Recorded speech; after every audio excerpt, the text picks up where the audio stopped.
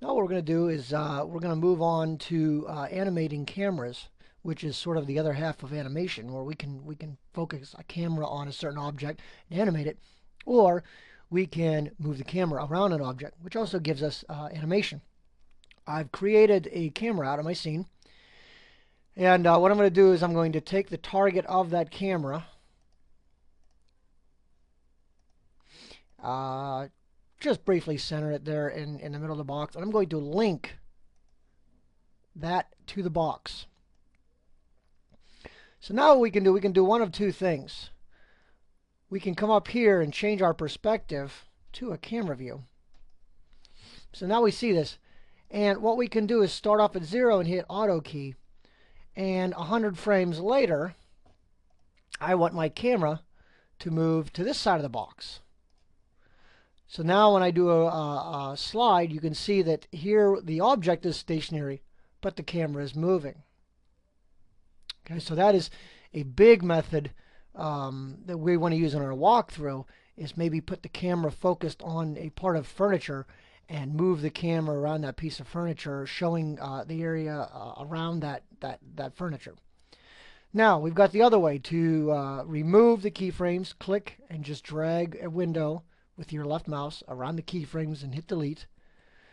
And this time we'll leave the camera stationary, but because the target is linked to the box, we can animate the box. So we'll start off here at 0, we'll come over to 100, and we'll move that box across the stage or scene, and notice what happens here.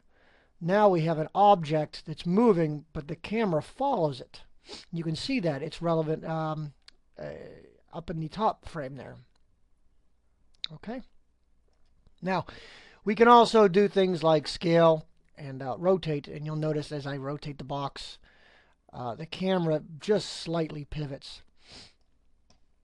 So there's a lot of different things that we can do here between the cameras and whatnot. Now we can also go in and let's delete the target camera for a second here.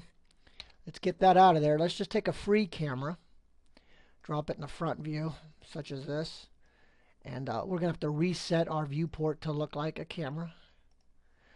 And now we see what the camera sees by rotating it.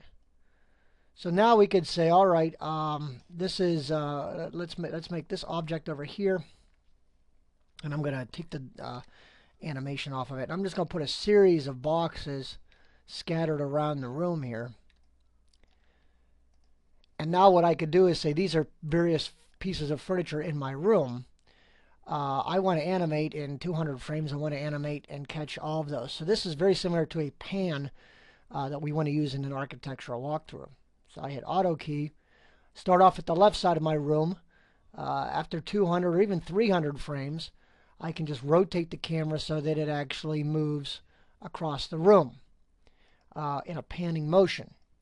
Now when I return and hit play in the camera view, notice it's catching the various objects along my room. And this is required. You need to put one of these, at least one, if not several, in your walkthrough, giving me a nice couple seconds to look at various objects in your scene as if I was standing in the room and looking left to right.